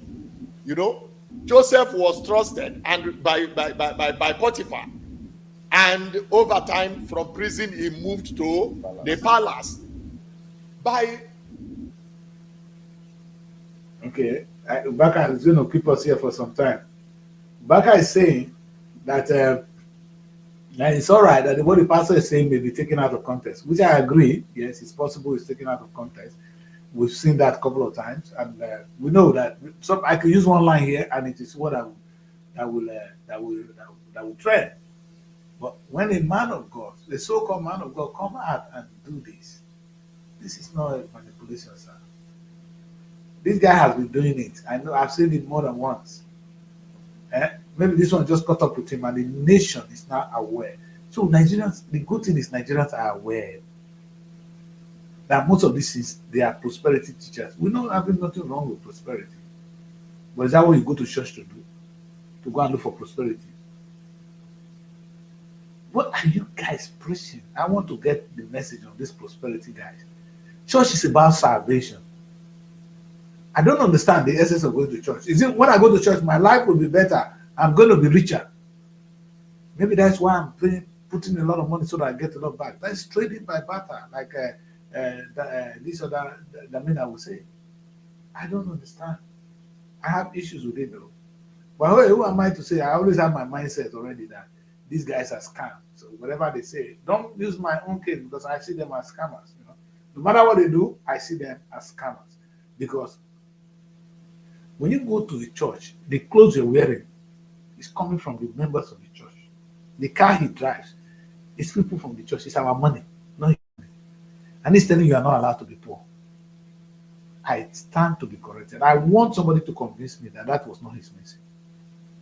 And it's not as if he's the only one doing it. We have cases of men of God now who are very rich. Last time I put the list of successful Nigerians, the men of God, they topped the list. I was struggling to get other people. And look at them. These are not strangers. These are no strangers. These are men of God. They come, they're the one that form the can I'm talking about. They're going to tell you they are Muslims. Come to the church on Sunday. Don't go to mosque. So you get more money for them. And I stand myself to be corrected, my people. Where I respect the gospel of Jesus Christ, I'm waiting to respect this man of God. I'm happy that when this man got unheated, Adeboye had to come out and say, listen, what I said is wrong. He had to confess that what he said was wrong because the heat of the media. It's good for the media to heat them up. If Adeboye said what he said was not wrong, or maybe what he meant was this, he should tell us. This guy should come out and tell us what he meant with that statement. It's a big statement. When you use Jesus, you did not use yourself. You said Jesus did not visit a poor man. No. I hold this one with Chief Ubaka. Ubaka, we are still on the matter. The man did not say himself. He don't use anybody. He said Jesus Christ did not visit a poor person. Jesus that was eating with the poor. Jesus that was going around with the poor. Yeah. He said Jesus Christ did not visit a poor man. Jesus, that's a big one. Good news, good tidings to the poor. To the poor. To the poor. So I think that's where the issue. That's where the exactly. So there's no defense here, sir. When you say that the man, what his message was taken out of context, I doubt it because this is what they preach, and until we correct this. Now, if we don't correct this, then we have no reason telling a Muslim that the person telling his congregation that if you die, 21 virgins are waiting for you. That's what they preach for them. That 21 virgins are waiting when you die. The same thing they're telling you that you're not allowed to be poor here. Go and make money. And you see the children doing Yahoo. Have you seen the Yahoo? Put out your phone. I saw one now in one church. Bring out your phone. He said money go enter the alert. I don't understand that kind of thing at all. The man is a thief. He should be arrested. Say money will enter your account now. That person should be arrested. Alert. Yeah, alert is coming. Praise it up. That man should be arrested. They should be arrested. You see, this and he doesn't need to be a pastor. he should raise his own phone and ask money to enter his own alert. Exactly. There's a contradiction of the same scriptures. Let me take you there. There's a contradiction of the same scriptures. He's saying now that Jesus Christ loves the rich, does not abhor, he abhors the poor. But in the Bible, it tells us that Jesus has not come for the perfect; he's come from the imperfect to make them perfect. No. You are going too far. Sinners and the poor are majorly the sinners. Jesus said it is easier. Jesus said it is easier for a camel to pass through the eyes of a needle than for a rich man to enter the kingdom of God. Why would Jesus have something to do with these people? You're bringing Jesus in here. You didn't even use yourself. He should have said, I, from my understanding, he said, use yourself. When the same Jesus that condemned riches, that said, in fact, Jesus was angry when he got to the church and people were making money, he scattered the church. The only time Jesus was angry. Look at this man of God. Is he a man of God or is he a man of them? And these are the kind of people we have in religion that are religious bigots. They are creating out of our different faith. Exactly. If you do this, then what we see in the Muslim, they say if you die, if you go and you kill yourself as a throw bomb and kill people, 21 virgins are waiting for you. 21 virgins are waiting for you. The virgins not the earth here, na heaven. Na heaven it is. And I said, 2 people they get 21 virgin every day. If you get money, you get 21 virgin. You are a fool. You see, these are the things. Why some people are getting 21 virgin? You're waiting to die first before you get 21 virgin. You see, these are. I think there are also some. Go on, Baka. There are also some very, very interesting stories in Vanguard.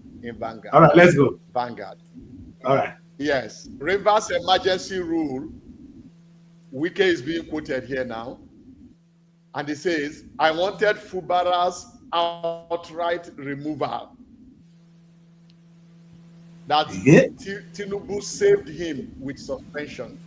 I wanted Fubara's outright removal, whether it was through impeachment by the state assembly where he had the majority, or whether by whatever political configuration. But Wike is saying that concerning Rivers emergency rule, he wanted Fubara's outright removal. That it was Tinubu that more or less gave him a soft landing by suspending him for 6 months. What's your take on that? It's a mockery. A mockery. What do you say? Serious mockery.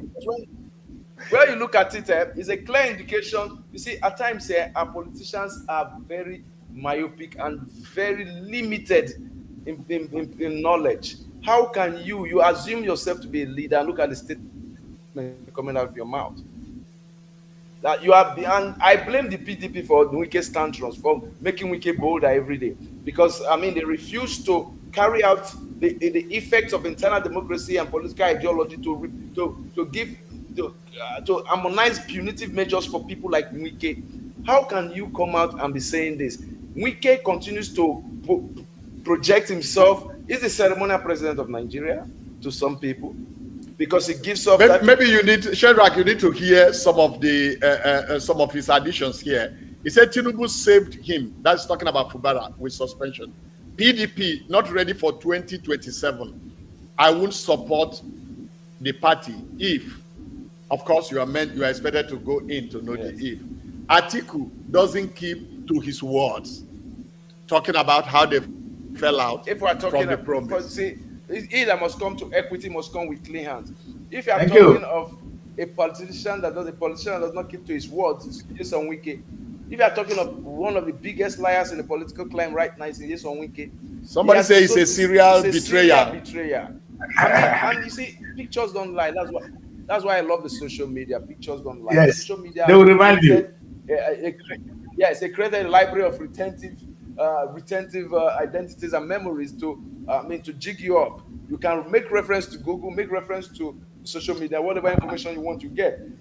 And there were evidences showing Wike, and the way he says it, you will never believe he's the same person as acting contrary today. And I don't take people like that. See, I've never taken politicians serious because they lie with impunity. I just I manage and to accept the reality on ground, because most times our votes do not even represent the expectations of the people. People like Wike should not be in government. Some people in government should be people with integrity, people that have communications etiquette, people that have the fear of the electorate, not people that's. I mean, Wike is a modern day slave master, and he's a manipulator of the highest order. Now Wike is positioning himself. He's manipulated the the presidency. He's manipulated the National Executive Council. He's manipulated the judiciary, and of course, certain people are clapping for him. I mean, we celebrate. I call people like them mediocres. We celebrate mediocrity in content, and because they have a way of boxing us to a tight corner. People need to be more responsive to situations.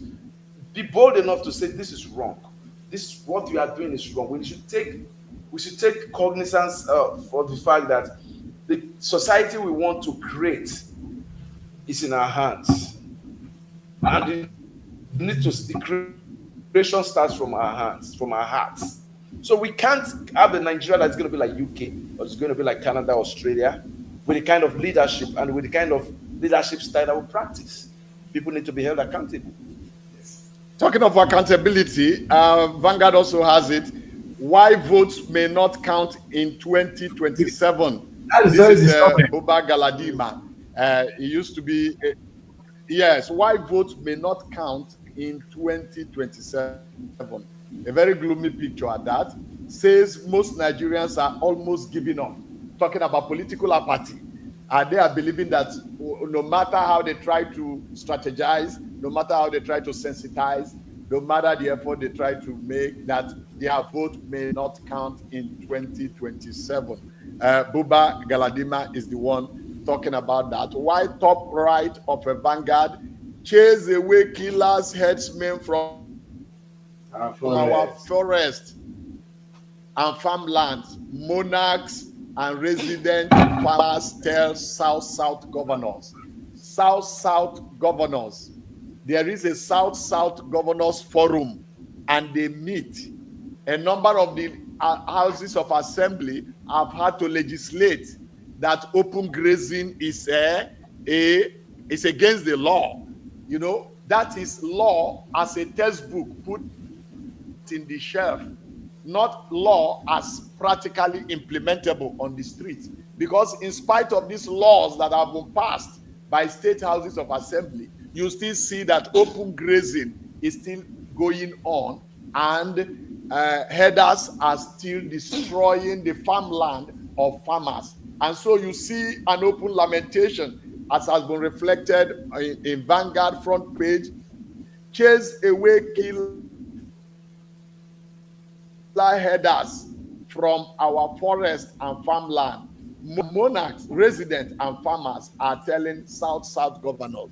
So South-South governors should be able to identify this as a security issue in their domain and see how they can tackle it. A law that cannot be implemented is just like you've just had a jamboree and made the legislators to just have a tea party. If we say open grazing is against the law of the land, and we still see people grazing and grazing on people's farm, we should be able to set example as to make a point that we are a nation governed by laws, when nobody is above this law. But we find a situation where even when you call the police and say this is happening somewhere, the police will be evasive and tell you they don't want to get themselves involved with issues of herders. Otherwise, the DPO will be posted out, and the state police commissioner, if he doesn't handle the situation well, can be posted out to another state. So if you love the position, your current posting, then you play along the rule. And along the rule, practically speaking in Nigeria, is that some of these herders are not expected to operate within the same law that govern the land. And that is not good enough. But that is what Vanguard has highlighted on the front page for us. If we still have the time, the Tribune says suspected herdsmen kill many in Benue. Tribune is being very careful not to play the game of number, but we know that at the last count, over 200 people have lost their lives. So Saturday Tribune is saying suspected herdsmen kill many in Benue, and we hear the bullets that follow. I was macheted, thrown into a well to die. Gosim pastor. 9-month pregnant woman hacked and shot. Terrorists slaughtered my brother, his 2 children. How my aged father was killed, his house set on fire. You know, so Daddy Chris will say war in the east, war in the north, war in the south. And I think Engineer Marshall calls it a cry for help. Nigeria is indeed crying for help. Okay. Yes, and we have a leadership that's leading by proxy. Unfortunately, I'm very, very ashamed with a lot of our political aides who come to help give this administration some sense of cosmetic leadership style, painting the reality, distorting the reality from us. But we can't. Some of us, most people are no longer gullible. Most Nigerians are capacity trending right now. They follow the news every day. They understand the lacunas in leadership, and we cry. And of course, people out of the psychophancy, the act of psychophancy, the act of political loyalty, not caring morality. They just they call black white and they call white black to satisfy their paymasters, and that is part of the problem. And some of us allow ourselves to be manipulated in such a way that yes, we throw away social etiquette and ideology for carrots that are used for the instance that does not see the light of day. How long will 10,000 keep you? That day less than we purchase, it's over. How much or how long will 5,000 keep you? But we sell our birthright for as low as these amounts because we want to be seen with some packs of wrapper or bags of small packs of rice and wrapper. All right. So showing solidarity to somebody that is killing you. Slaves are the biggest problem of slavery, not the slave masters. The slave victims are the biggest problem of slavery. We are undergoing political slavery now. Our slave masters are the political elite.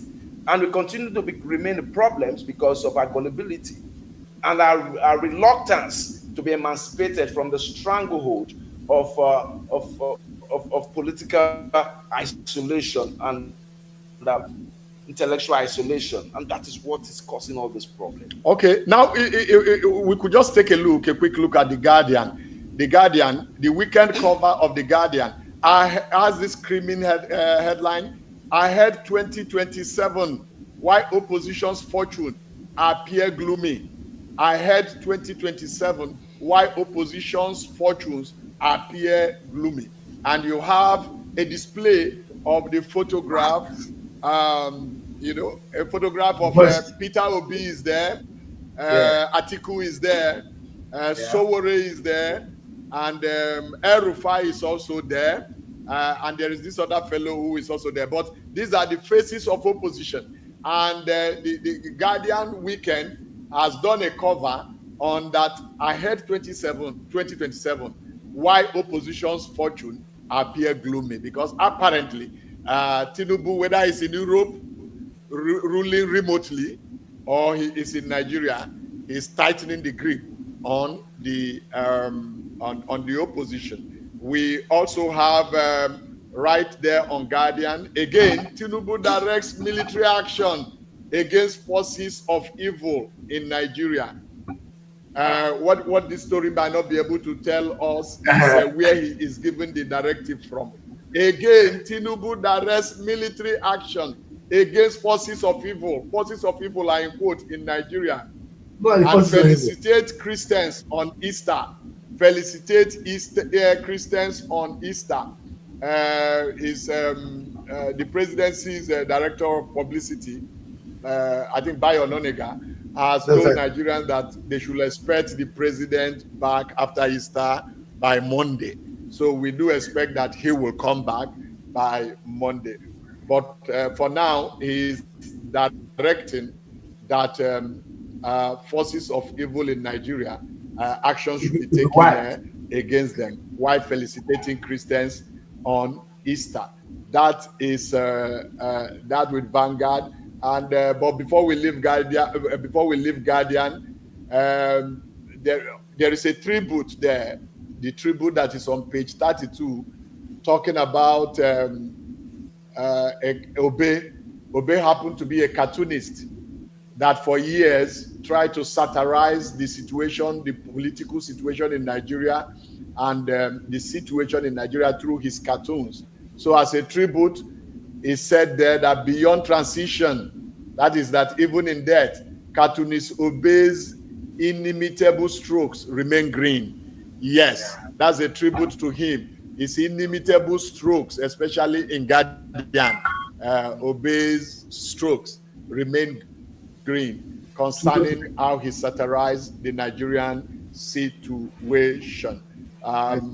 Those are some of the papers for the day. The Sunday Times has it that 3 Nigerian girls lured into sex trade by aunties rescued from Ghana. This is also a mirror of what is happening in our society now, Engineer Marshall, that 3 Nigerian girls lured into sex trade, talking about human trafficking, by aunties, in quote, are rescued from Ghana.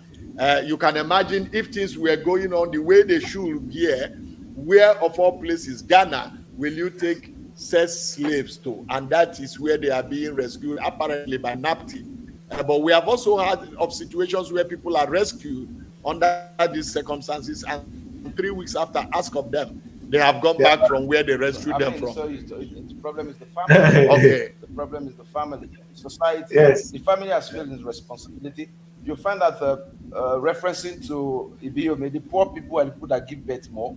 The rich people don't give birth much. I mean, they manage the number of beds, they can economically manage, and at the same time, everybody has become a commodity in the eyes of merchants. We have more merchants now than businessmen.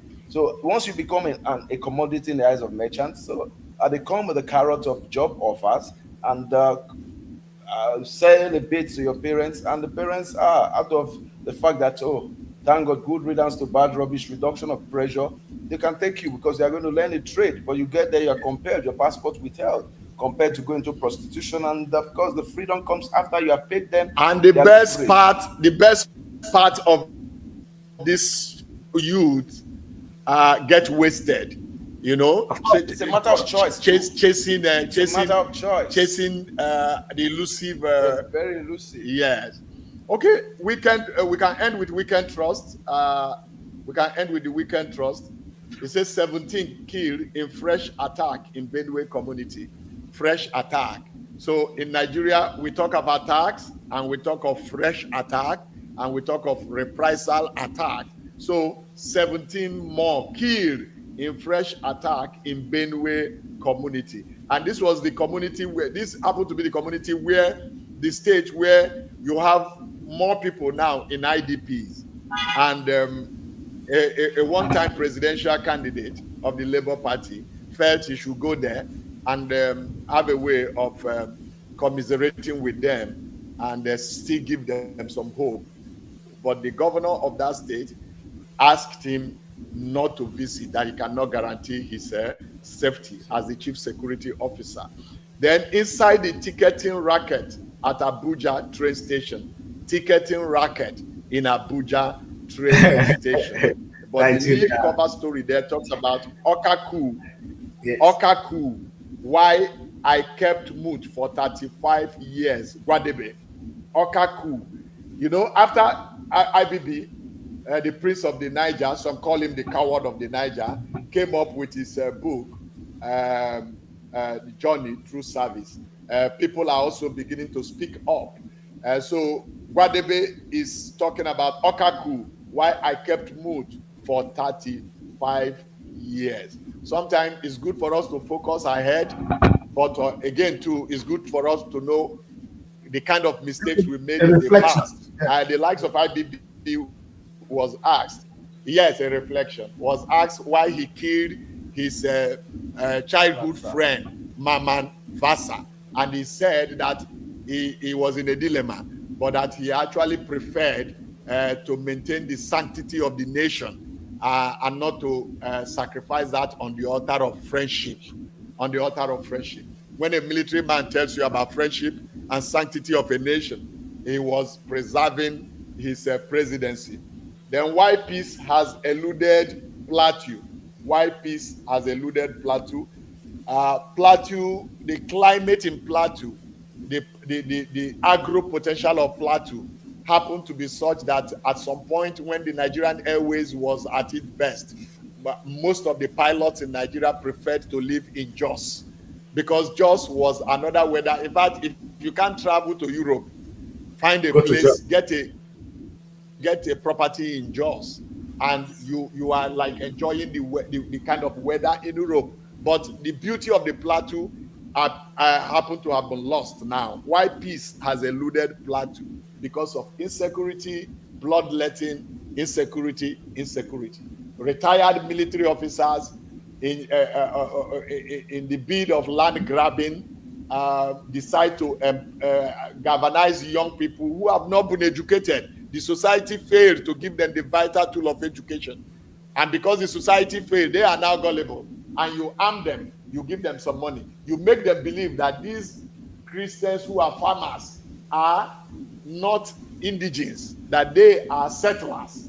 So you go, that by the conquest of Uthman Dan Fodio, he was heading to dip the Quran in the Niger. So every place in Nigeria is actually yours. You go occupy, and they get in there and begin to kill and begin to dispossess farmers. That clash has always been there, and Plateau has lost its good weather, has lost its innocence, because the vitality of security is the very primacy of security is lacking.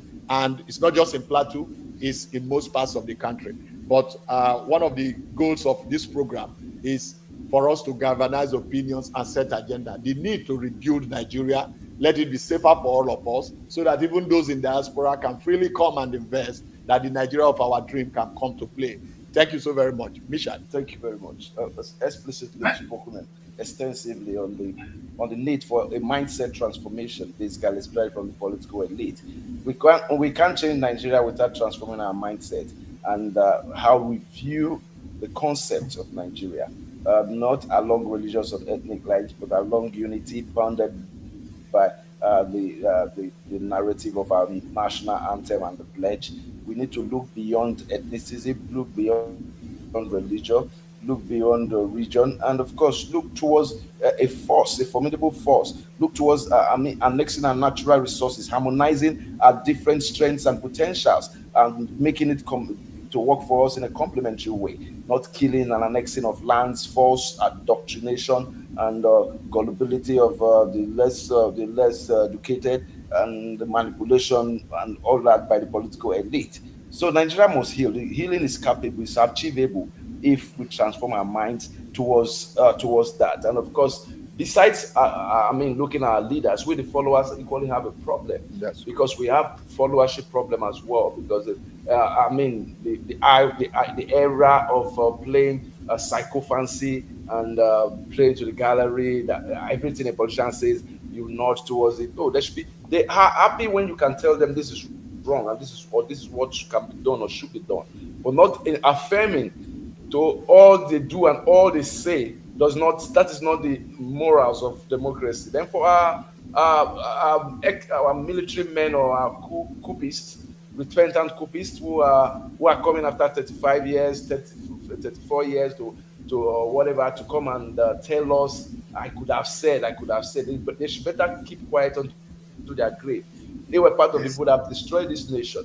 What could you have said That what you are going to say now that you should have said before. How is it going to be able to help the healing process? Now, look, I mean, a lot of them are cowards. I mean, at that time, none of them have agreed to take the gauntlet and decide to be a statesman, be able to say yes. I look at even what Bangila was saying. I was ashamed with this narrative. Try to buck pass. You are the chief executive officer for crying out. You are the commander in chief. The box, you can't tell me you allowed Abacha to manipulate you or to coerce you. You can't tell me you allowed the Armed Forces Ruling Council to coerce you to take a decision against your best friend's family. You killed her. You killed. I mean, look, they are all lies from the pit of hell. They did what they had to do at that time because of interests. The interest was far overwhelms relationship and emotional personalities. The interest at that time, personal interest, ethnic interest, religious interest, career interest was more enforced than every other factor. Well, most biographies have that kind of challenge of trying to justify past action and making the fellow seem more like an angel. Like a saint. Over to you, sir. Babangida is now our saint. Anyway, thank you very much, gentlemen. One thing I just want us to remember for today. Saint IBB. Yes, Saint IBB. Thank you very much, sir. We know you. We know your record. Anyway, this is a very interesting one for me, actually. I asked a young girl, I said, we vote Tinubu out of power. The guy just laughed. He said, okay, somebody, when he from back, he never become president. Maneuver beavers. That when you don't get power, now you want the power from her. Okay, so Tinubu will come back. He will come back in 2027. Unfortunately, I wish I can do something about it, and I wish we can do something. I don't think it's a must. I don't think it is a sure, but 90%. That is the handwriting on the wall, and it is a sad one. So whether he likes it or not, or whether we like it or not, that's the thing. We might even end up liking him. But why don't do the right thing and we'll vote you back to power, sir? You see, 4 years or 8 years is not enough to change Nigeria. Your children will suffer it. Look at Babangida now on the wheelchair, crying. Wish he could do something different. Why don't you just do something different now? That is your turn. That's the thing that Nigerians need. They don't learn. But Buhari is now in Kaduna. He couldn't go home. He's now sitting down there, looking to be relevant. People visiting him. It's a living corpse. He's going to die soon. I'm sorry. These are things you guys need to learn from. Is Tinubu going to learn from Babangida? Is he going to learn from from Buhari? These are things that you need to learn from. Do the right thing today, sir. You own Nigeria right now. You can make it work. Don't wait after 2031, because that's where you're going. And tell us, oh, we could have done this. Do it now. And prosperity will judge you in that direction. That's where we'll end the show, my people. Thank you very much for making it. And we are excited. We had a difficult time, but it is a difficult topic. I titled it The Other, Our Common Hatred for the Other. The thing that unites us is actually our common hatred for the other. I repeat that. What unites me and you is our common hatred for the other. So if I want you to like me, I'll say, I want us to claim we are one. I say, we are Urobo, don't mind them. But the truth is, you and Urobo with me doesn't mean we're eating together. The same Urobo, some are hungry, some are dying. We kill ourselves. So that doesn't make a difference. The truth is, if you want to live for why you are here on earth, live for the prosperity of all. And like I said, nobody's going to convince me with what is happening between the Israelis and the Palestinians. They're idiots killing one another. No good excuse. They're children of the same father. That's exactly what they keep telling us. I don't buy it. Let us do the right thing, irrespective of your tribe, your religion. And funny, I want to close with this. The thing that actually divides us are abstract issues. Tell me one important thing that is dividing us. You won't see it. Oh, they are Urobo, they are not this. Oh, they are Hausas. Abstract. It doesn't exist. It doesn't exist. Oh, they are Muslims, they are Christians. It doesn't exist. Because the truth is, in fact, Nigeria will be celebrating our strength today because we have different tribes. People come to learn different culture. That would have been our tourism strength. We are not using it. Oh, having In fact, being the first successful nation to have Muslim and Christians living together in peace and harmony would have been thing to celebrate, like what Babangida did. The only thing I remember him, I know I don't like you, but I remember when you built the church. Because what happened was there was a mosque. And Christians cry, how can you do this? Say, take your money, go and build your own mosque. That's why we have the mosque and the church as you enter Nigeria. I don't know whether that is good or bad. The African traditional religion is not there. Who am I to say that? All of you believe that the African traditional religion is not a good one. Anyway, so who am I to argue that? It's barbaric, it is. Well, our children may come to us and ask us, what happened to our own tradition? After us, we don't have. But the language, God, did not come from the Bible. In my language, I have its color of a name. I'm sure everybody here have their own language. A name for God. Meaning we knew God before the Bible came. What happened to our own? That's a debate for another day. Thank you very much for joining me. Happy Easter, everyone. It's not the right time to debate. Thank you. Happy Easter. Happy Easter. Yes, Ali. We'll see you guys on Monday. And before then, enjoy the Easter. Stay in Asaba, enjoy Easter. Your manager there should take good care of you. I'm very sure she will do that. Otherwise, she's going to be that the little girl we're waiting to bring soup for us to eat the Emma.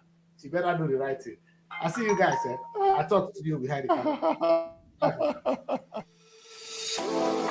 Nigeria Week London 2025. It's time to celebrate the pulse of Africa's most exciting nation.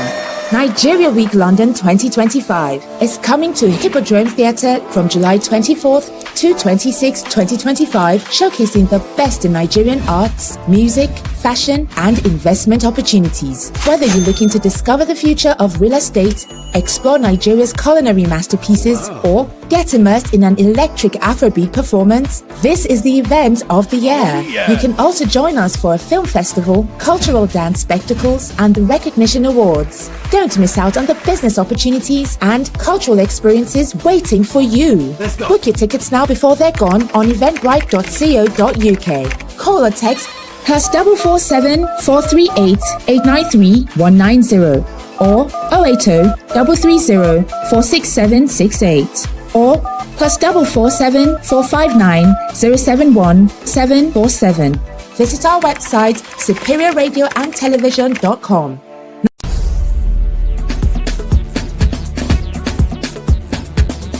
SR TV.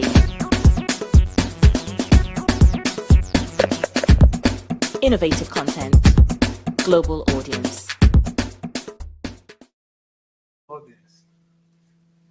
That's where we end the show, people. See you and God bless you. Happy, very, very happy Easter to you all. Bye.